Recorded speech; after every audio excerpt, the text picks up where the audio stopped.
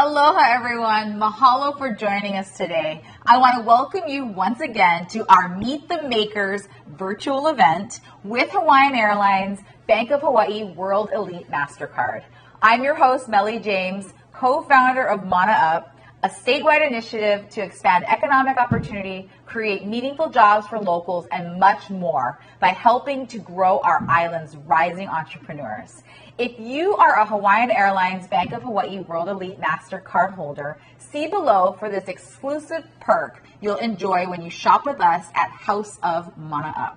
Today we're meeting our friends from Mānoa Chocolate, Dylan and Tamara Butterbaugh, who participated in our very first Manoa Accelerator program in 2018 to expand their local craft chocolate business and scale to global markets. Locals and visitors alike love Kailua, located on Oahu's east side, for the Mokulua Islands, Lanikai Beach, and cute mom and shop boutiques. And today we're excited to be streaming live from Kailua, which is also home to Mānoa Chocolate, where they make local craft chocolate. We're excited to take you on a magical behind-the-scenes journey where we'll dive into Hawaii's growing cacao industry and taste some of the country's only locally sourced craft chocolate. Right now, I'm here with Mānoa Chocolate founder and Hawaii's very own Willie Wonka, Dylan Butterbaugh. Aloha, Dylan. Can you tell us about where we are here today? Yes. I'm really happy you guys are here. You're here, and we are in our chocolate factory. This is our tasting room where we have anyone who comes in have an awesome experience, learn about chocolate, taste what we do, as well as learn about how we make it. So today we are going to walk through our chocolate factory as well. Oh, I love it. Okay, so chocolate factory, we've got some tasting, and I noticed here you've got some chocolate powder going on. It's inevitable. I'm looking forward to getting some on myself. I'll have this like eau de chocolat scent going on for the rest of the evening. I think that's going to be delicious. It's going to soak into us as we walk through. All right, awesome. All right, so Dylan, you've been in the chocolate industry for over a decade now. Can you tell us what your journey was like to get here? Yes, absolutely. So this started really small. It started as more of an educational experience. I was at the University of Hawaii, and a friend of mine got the job studying the plant. And so his job was to crack little cocoa pods open, set up micro ferments, and on a really small scale, make chocolate to see if he did a good job. And so I'd go into this lab at UH and basically just help him make chocolate and do this post-harvest handling process. And I found it fascinating. And so I kept going into the lab, I kept doing it to the point where I realized I wanted to be part of a value-added industry here in the state, starting from trees all the way to finished chocolate bars. Mm-hmm. Okay. So you were at UH, you got really interested in chocolate. How did you actually start Mānoa Chocolate? So that was more in my parents' kitchen. I started building really small-scale equipment, and it got to the point where after maybe 6 months, my mom was like, hey, if you're serious about this, you've taken over my kitchen, go look at leasing a place. And so I leased a spot right in the building next to where we are now. It was on the second floor. It was about 600 square feet. And I constructed a small tasting room and a little chocolate factory right behind it, and ended up starting to retail chocolate. And so it was quite a journey. It was a huge learning experience. And I was learning how to run a business, how to make chocolate, and basically how to be an engineer. That's incredible. So that was the beginning. So I think part of it was also with Cinnamons, right? When people were waiting to get into the famous brunch spot. Cinnamons was a godsend. Not just Cinnamons. It was actually the bathrooms are on the second floor. And so because people had to wait so long to go to Cinnamons, they eventually came up to the bathrooms. And we were close enough by that where people would look and see a sign that said Chocolate Factory and be like, okay, really, what is this when they walk in? And I would then do a tasting. They'd look through the windows. They'd see this little bicycle that I'd made out of, different contraptions to make the shell separate. And that's how it really got started, where I was able to retail chocolate bars that way. All right. Well, I love it. So we're about to check out this tour of Kamananui Farm, which will soon produce cacao for Mānoa Chocolate to create its craft chocolate bars. All right.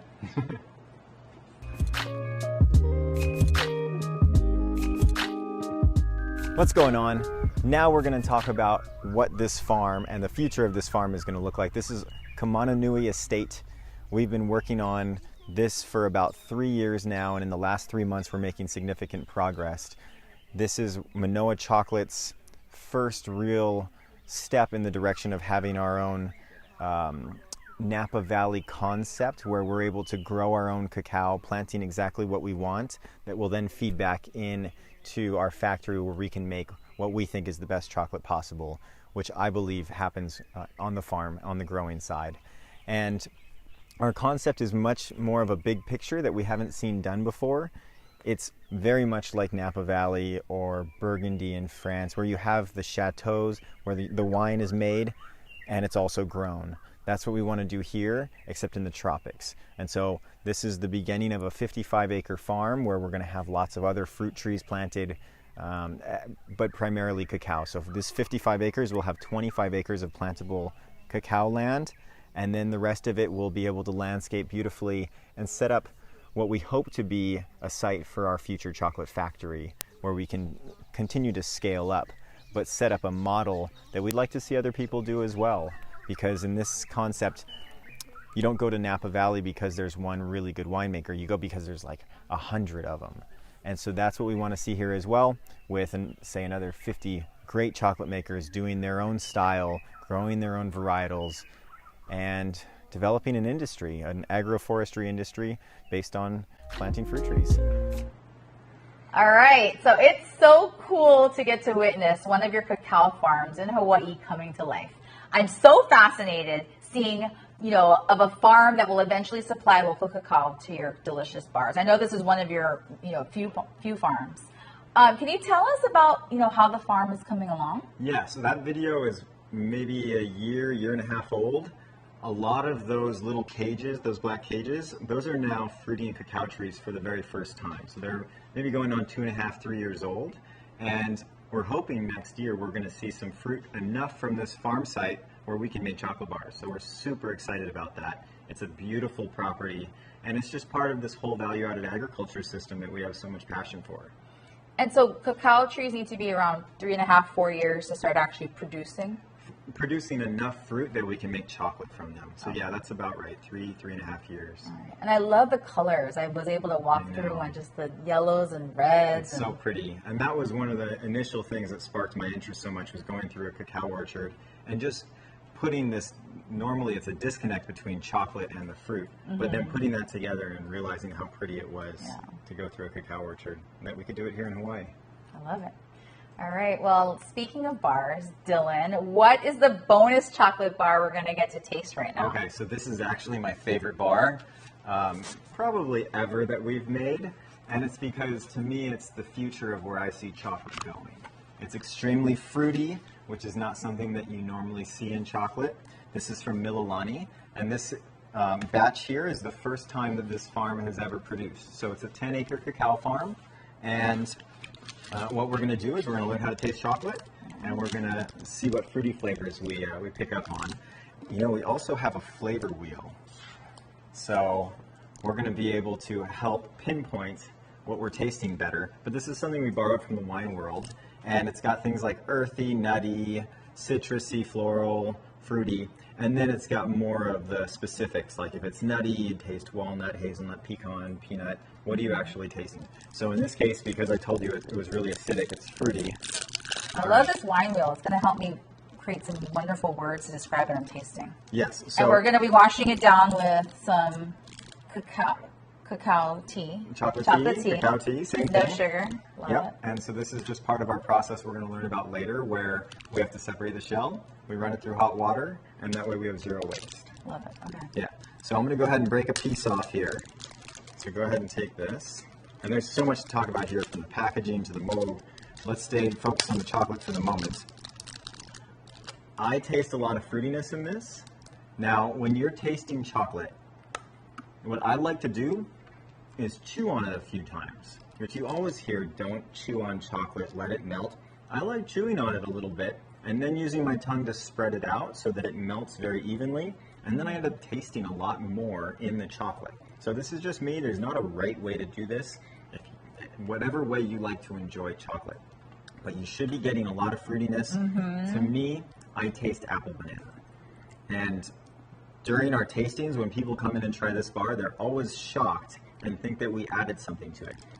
This is just the future of the way we see chocolate headed. Chocolate shouldn't just taste like chocolate. It'd be like expecting wine to only taste like wine, but you have Pinot Noirs and you have Cabernets, you have Chardonnays and Sauvignon Blancs. They all taste different, not just because of where they grow, but also the genetics. So these are things that we're learning as we develop our little craft chocolate industry more and more and focus on fine flavor. Wow. I'm tasting dark blueberries or like berries. Definitely. Definitely, yeah. Yeah, there's definitely So berries good. in here. So this is this batch, hopefully this year. We're about to get our first beans from them. I'm really excited again. I'm hoping that we can make another really good batch of chocolate from it. But this also just won the best chocolate at the Northwest Chocolate Festival, which is the largest chocolate festival in the United States. That's huge. Last year, and it's an international competition. So out of 400 bars, this received Best Dark Chocolate. I love that our local Hawaii products and especially chocolate are, winning global awards, nationally recognized, globally recognized. That's huge. Not just for chocolate, also for the bean quality, which really is where all your quality comes from. So what we're trying to do is learn how to grow the best chocolate. That way we can make the best chocolate, as long as we don't make any mistakes. All right, so quality ingredients before all you we even can get start into with. the next phase. Got it. All right. Quality in, quality out. So now that we've tasted the Mililani bar, which is ridiculous, what are the first flavors of the Hawaii bar we're going to experience today? Which I know everyone got their packs. All right, so the flavors of Hawaii collection. We are going to start with our Lilikoi bar. This has become by far our most popular chocolate bar. Packaging is beautiful. This is a collaboration with Shar from Punky Aloha, who's a girl who grew up in Kailua as well.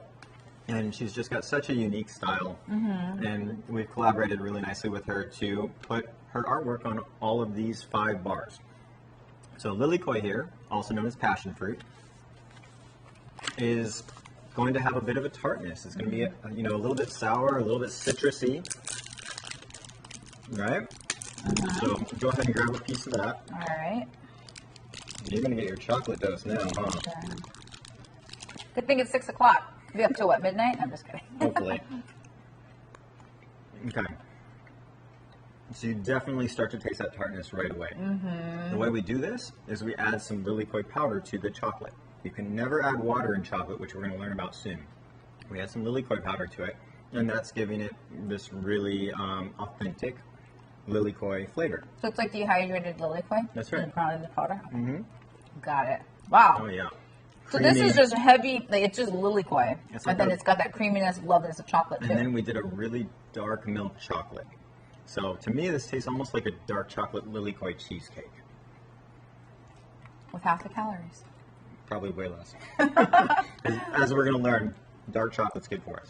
All right, that's so good. I mean, lilikoi is just such a quintessential flavor of Hawaii, so I love that we're starting with that. Makes sense it's the most popular. And maybe we should touch real quickly on some of the alcohol pairings we recommend. Yes. So on every single bar, we recommend 3 different alcohol pairings for your pleasure and fun.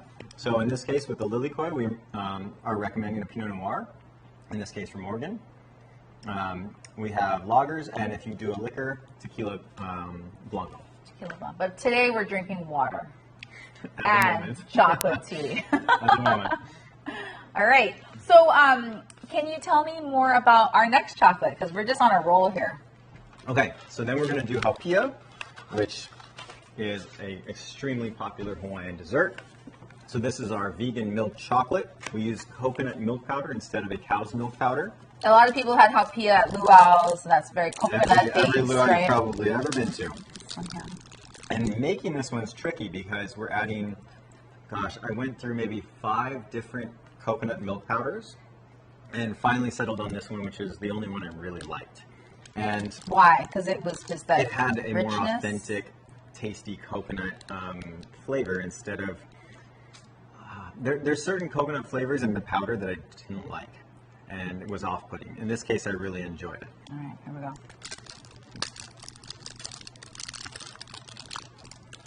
So this is going to melt a lot faster. And a lot of the reason is because there's additional oil in the coconut powder that we add. And so it flows really well when we're making it. It makes it a little more tricky to temper, which we're going to learn about later. I love this because it kind of tastes like when you're eating the coconut meat. It just got that richness. I just love that it's really mimicked within the chocolate. Yeah, it tastes like real coconut, but it's still focused on being a dark chocolate bar. All right. So we're going to be watching the Waimanalo farm video soon. But many of us actually may not know where chocolate comes from. In just a bit, we're going to show you the fermentation process that goes into chocolate making. But before that, we're going to throw a trivia question up on the screen. Enter your guess in the comment section below, and you'll find out during our next tour at Waimanalo Farm with Tammy Butterbaugh.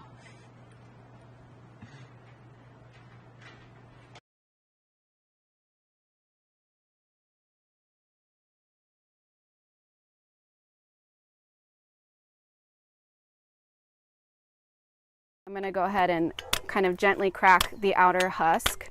So there's a kind of a thick pod wall. Some are thicker than others depending on the variety of cacao. Inside this pod, you're going to find a cluster, let's see, of about, generally speaking, about 30 to 60 seeds inside. And this cluster has a beautiful, sweet, delectable fruit. Sort of dissolves onto your tongue, and it's really juicy and tropical fruit, delicious. So it's like Starburst or Jolly Rancher sort of candy. It's really tart and sweet. And as I mentioned, some are more cantaloupe, some are more lychee, some are more floral. Inside are the cocoa beans, but they start out with this layer of sweet pulp surrounding it. If we dissect it with our two front teeth, you'll notice that deep, beautiful sort of purple color, and that's the chocolate itself. So while the fruit, the pulp is delicious and sweet, inside, as you bite into the cacao bean, it's actually quite bitter. It dries out your tongue and it tastes astringent. It's not very pleasant. Some are more bitter than others, more astringent than others in the raw form. This one is not too bad, but it's not anything like the finished chocolate that we're gonna get. So the key important thing to understand is that fine chocolate, there's care in the way that it's harvested. You need to have an abundance of wet seed to extract and put into a large wooden box. So ideally 500 to thousands of pods at once, all ripe and ready to go. What's going to happen is the cacao is going to be taken to a facility that's out in the open but under roof, so protected from the rain. And as the cacao is scooped out of its pods and put into the fermentation boxes, the sweet pulp surrounding the beans are going to interact with wild yeast and bacteria from that particular environment. And what's happening is there's going to be a spontaneous fermentation that occurs. So there's a chemical process that happens in which the sugars are converting to alcohols, and the whole pile is spiking in temperature. And as a result, the beans inside are transforming not only in color, but also in flavor. And the beans are essentially, in some ways, cooking in their own sweet pulp through the heat that comes from the fermentation process.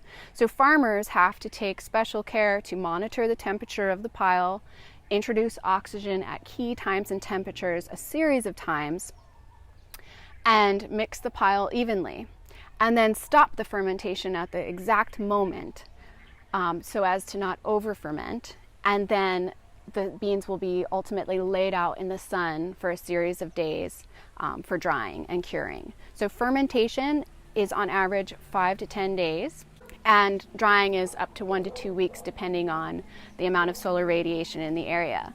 So those two things, fermentation and drying, harvesting with care post-harvest, that's the most important part of fine chocolate. So we really, in craft chocolate, exist in a realm of dealing with farmers that are innovating and taking cacao to the next level, where it's more of a prized, value-added product in the end than a cheap commodity to be exported. So fermentation develops flavor, and that's going to be the most important thing that we're interested in as makers. We want to be able to tell the story of how this particular region tastes, and you won't be able to experience that if fermentation isn't done properly. There'll be too much noise in the bean, too much bitterness, too much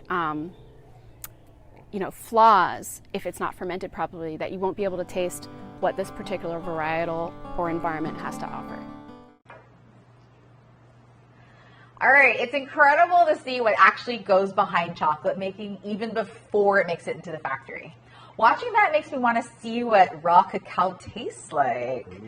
Speaking of which, just before this, we asked you, is cacao an A, fruit, B, C, a nut, D, a berry, or E, a bean? Dylan, can you reveal what the correct answer is? Yes, and this is really misleading because we often call ourselves bean to bar. In fact, our entire craft chocolate industry does.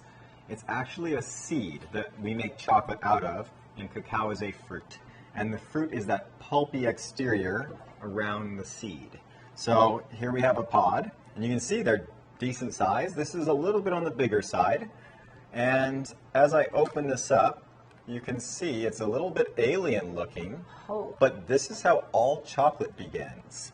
Now, are you feeling brave? Yeah, I am. Okay, so go ahead and grab one of those seeds. Okay. And I just want you to taste the pulp. So this is the cacao fruit. And it's sweet. It's sweet. Mm-hmm. It's kind of like soursop. It's kind of like lychee. Mm-hmm. It's reminiscent of those, mangosteen. And that is part of the fermentation process that Tammy just went over, and it's so important in quality. Mm-hmm. So all of quality for cacao happens on the farm, and this is the future of chocolate. Mm-hmm. Now, inside of this is the seed. So I'm going to bite this in half. Whoa, that's and dangerous. You can see it's got this really dark purple looking color, but the seed itself inside the fruit is what we're making the chocolate out of. Kind of gross looking, slimy. So you can see all those fissures. That's the cacao inside the sappy seedy. Correct. So after you're fermenting for about a week, all that pulp is gone. And then it gets spread out and dried. We are going to roast this. This is our first step besides sourcing. Mm-hmm. Our most important step, sourcing. After that, it would be roasting. Okay. So seeing this as the seed and then a fruit, does that mean that chocolate is healthy? Chocolate's super good for you until we add sugar. So if you eat dark chocolate, it is really, really healthy because it's full of antioxidants. It's got lots of polyphenols, lots of flavonoids, iron, magnesium. Just think of anything that's dark purple tends to be loaded in antioxidants. Okay. Chocolate is just like that. So now we're going to cover this in a little bit, but when you have a percentage on a chocolate bar, you can think of that as that cacao seed that we just tasted, and that's the healthy part, which is why you want a high percentage of chocolate. But it'll always be less sweet. It'll be less sweet. It's not a sweet thing until we add it. All right. All right. Well, can you now take us into our next flavors of Hawaii chocolate tasting? Yes. So we're going to do our mango bar, right? So mango is, everyone in Hawaii is in love with mangoes. And I believe we're either at the end or just finished our season here. Mm-hmm. Now, mango is one of our more challenging bars to make. We're learning a lot about this process, and it's one of the newest ones that we've added to our lineup. Okay. So we add mango powder to this dark chocolate bar, and you should taste it right away. As far as pairings, something like a Riesling, if you think of, let's see, Indian food, mangoes come out of India, Rieslings, right?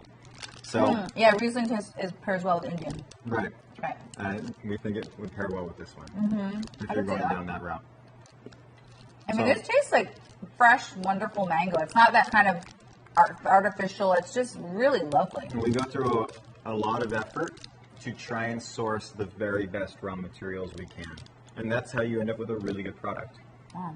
This is truly flavors of Hawaii. Ooh. Yes, it is. That was the idea. So now that we've tasted a couple of the flavors of Hawaii bars so far and have seen the fermentation process of cacao, I think we're all excited to see the process of how cacao finally goes from bean to bar. So let's go check it out. All right, here we go.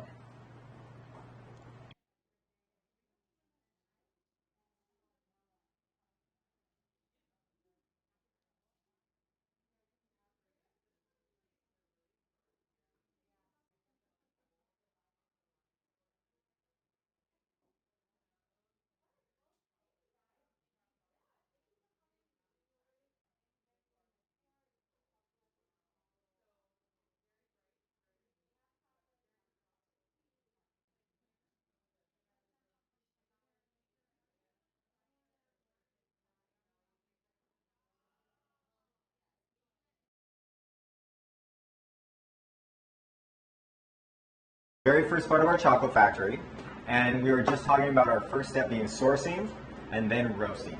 As I mentioned, sourcing is our most important step. If we can't get good beans, we can't make good chocolate. And depending on where they come from, they taste very different, which will then affect our roast.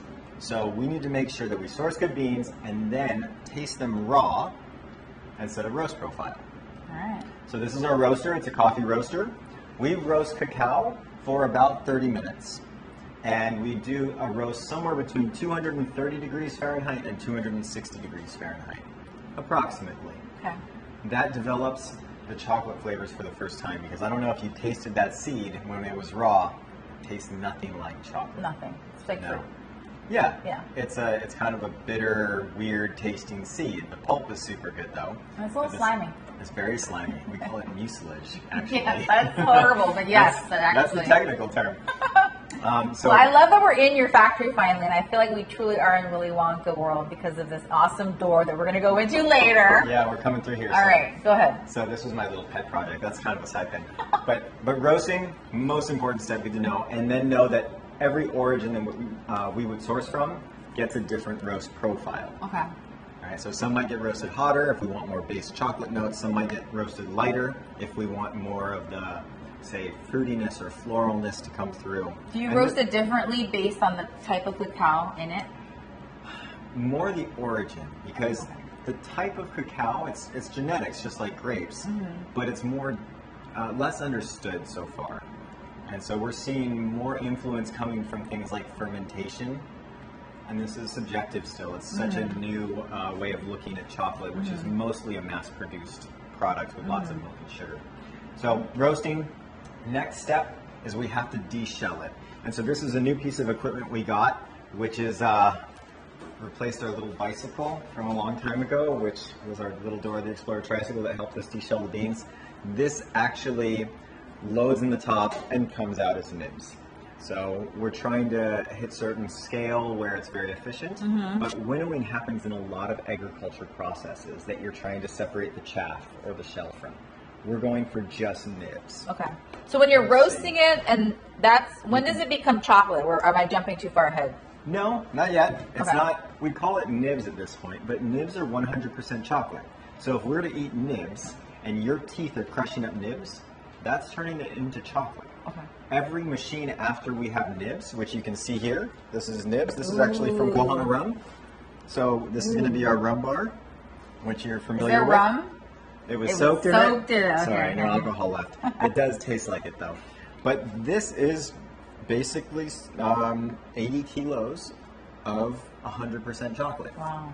We're going to smash this up one more layer, and this is our pre-refiner. And the easiest way to understand this is that there's two stone rollers on the top that kind of look like steam rollers. They're rolling together, and it's passing the nibs through, and it's starting to refine. So it goes through two layers of that and comes out as a paste. So what's this machine, what is this process called? We call it a 4-row pre-refiner. It's pre-refining. Okay. So it's turning it into a mass or a paste Okay, got it. from nibs, kind of like what your teeth would be doing, right?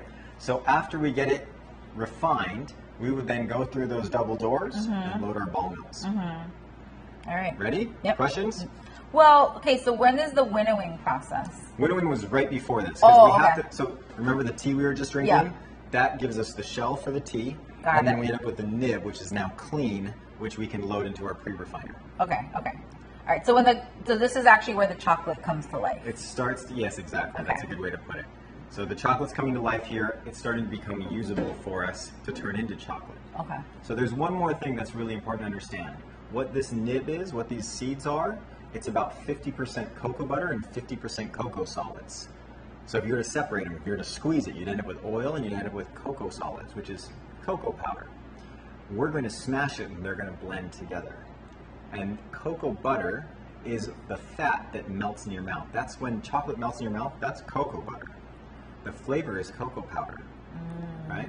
So, I love the example you gave about the almond butter when it separates. Can you share yeah, that? so if you crush up peanuts, it turns into peanut butter. That's kind of what we're doing here. If you leave it, you'll often see real peanut butter will have solid, the solids go below and the oil come above. Okay.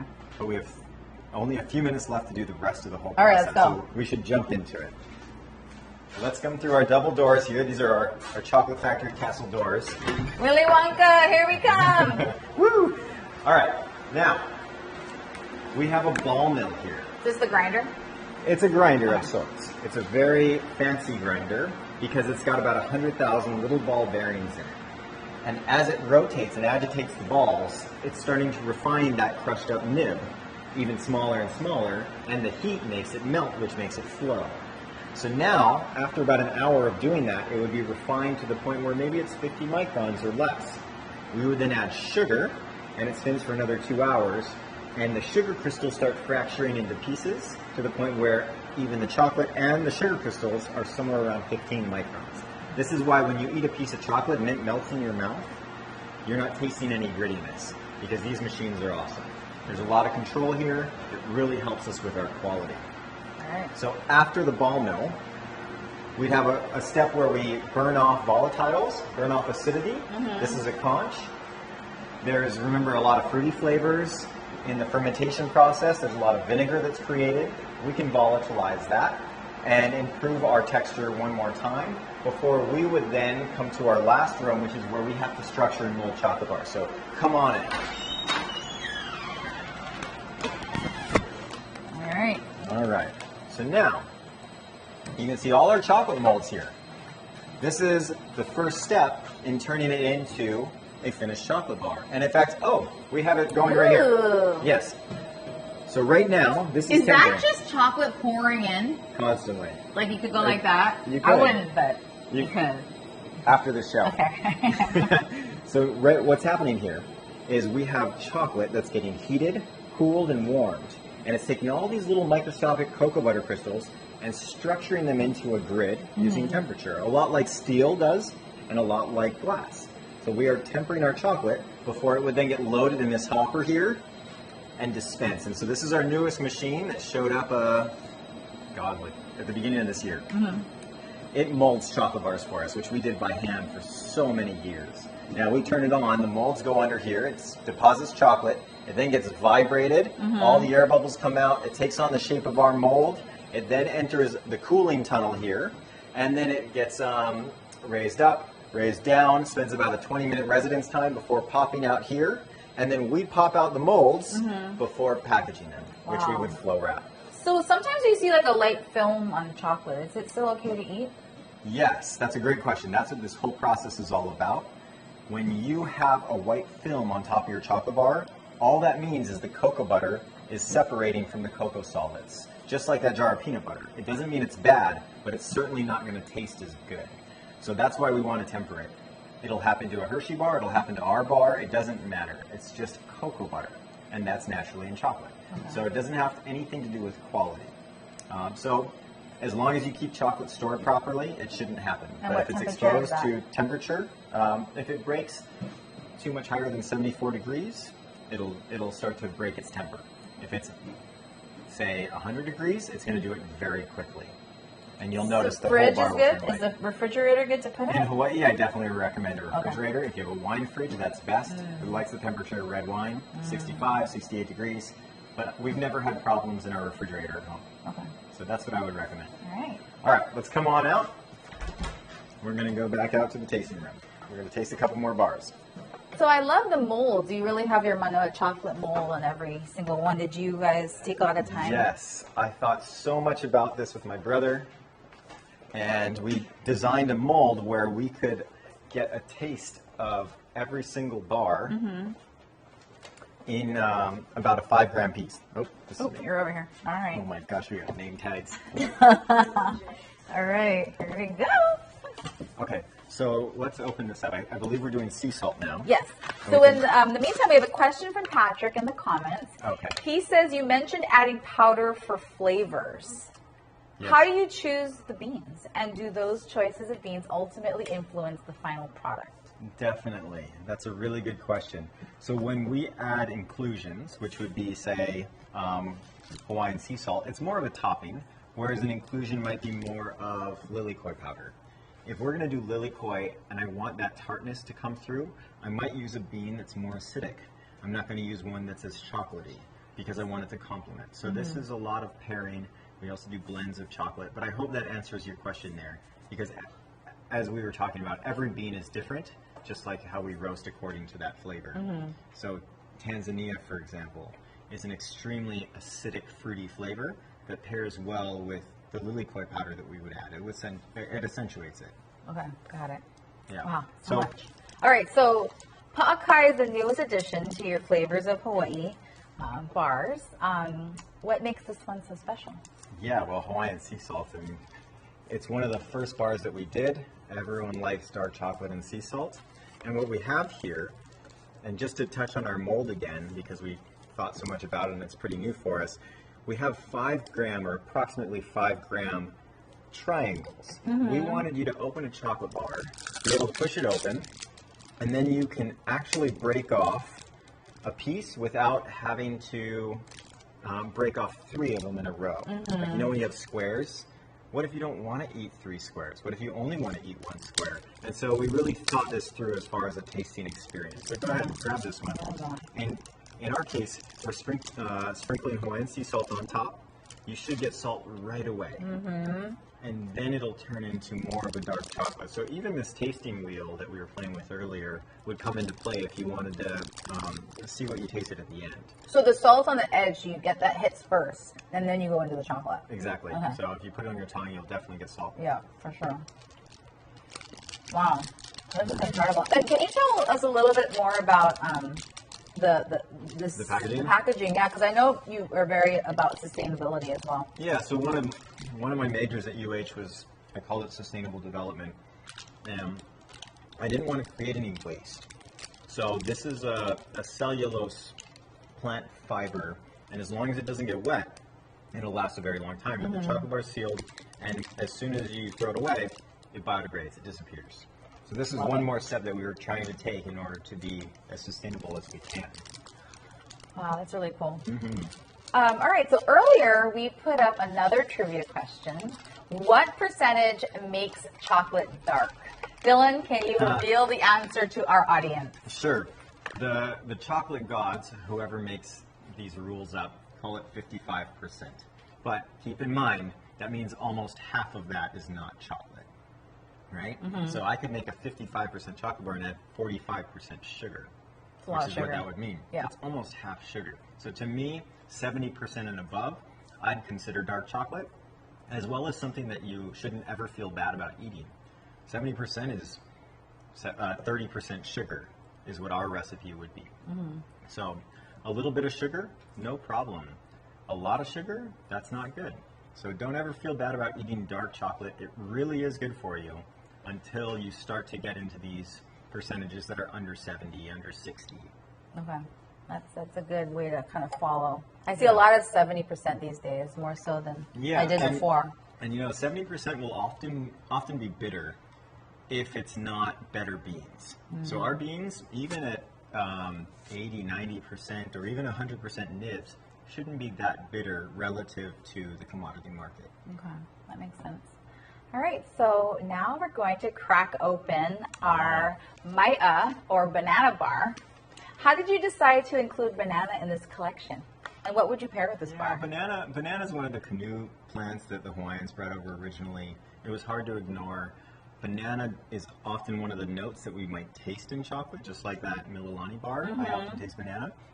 And so we thought it'd be fun to try. We have a subscription program. And so this was one of the flavors we experimented with that went over really well. People loved it. We decided to make it a more popular flavor and add it to our Flavors of Hawaii collection. So banana is just like the other lilikoi one and the mango one, where we add a powder. And I think it complements the chocolate so well. So this is another dark chocolate. And it's got banana powder. But it really does. It's like banana's got that richness already, and that, you know. Oh yeah, it pairs so well. So smooth. And then let's jump into the pairings, the alcohol pairings real quick. Beaujolais, love Gamay, nitro stout, and then we'd say a rye whiskey, which all can kind of, like, you can see them pairing with banana and dark chocolate. Yeah, that actually makes a lot of sense.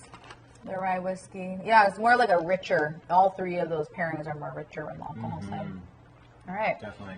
But So, this is my favorite of our flavors of Hawaii bar. Save the best for last. Uh-huh. All right, I've always wondered, is there a difference between a chocolatier and a chocolate maker? Yeah. And can you tell us? Yeah, and most people have no idea. A chocolatier is somebody who buys already finished chocolate. So I'm a chocolate maker. Manoa Chocolate is a chocolate maker. Okay. We start with the beans. We go all the way to finished chocolate. A chocolatier might be somebody who buys chocolate from us and then makes bonbons or truffles or ganache. Right, so they're more, it's a different part of the chocolate world where they manufacture truffles or bonbons.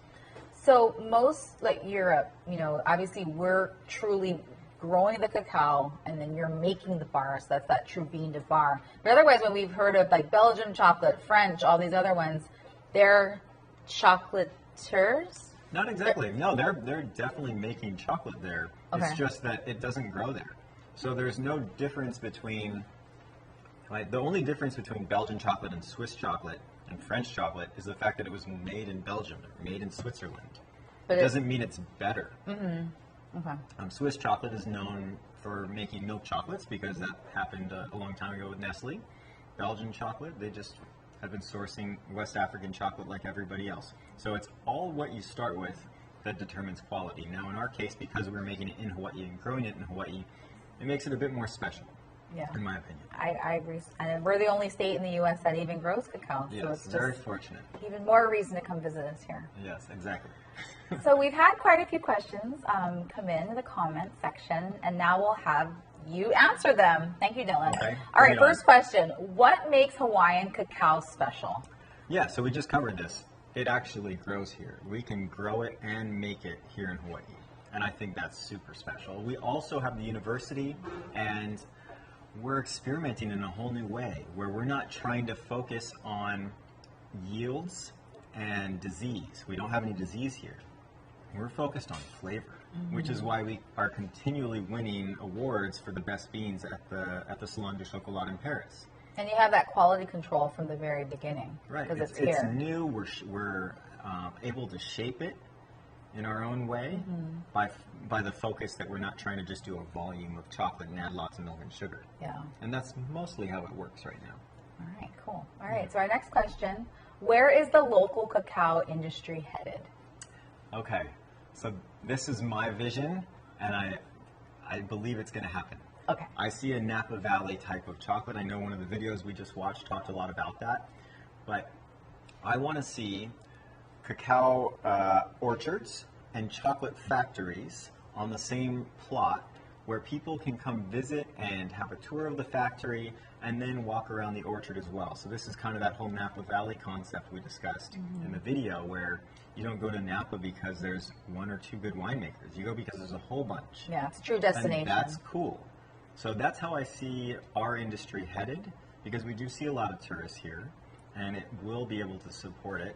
And the whole feedback loop of growing trees and making chocolate bars is really nice. So that's one reason at Manoa Chocolate we want to expand. We want to get bigger.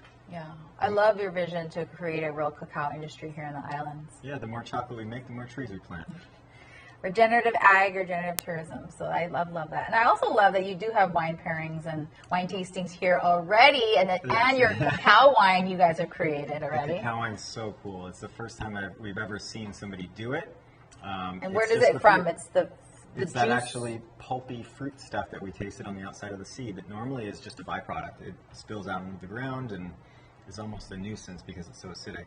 We turned it into a wine. Truly zero waste. Yeah, as much as we can be. We're striving for it. And then this is made from the husks, right? And this is the tea shell. is This is the the shell. husk. Wow. And so this is another thing that we have a hard time keeping up with normally.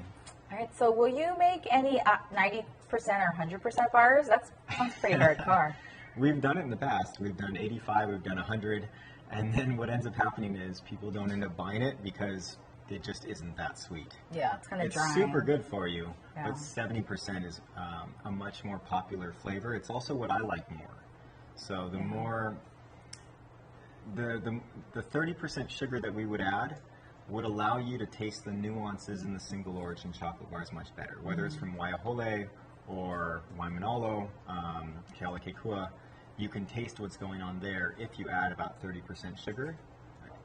It's just, to me, my favorite way to do it. All right.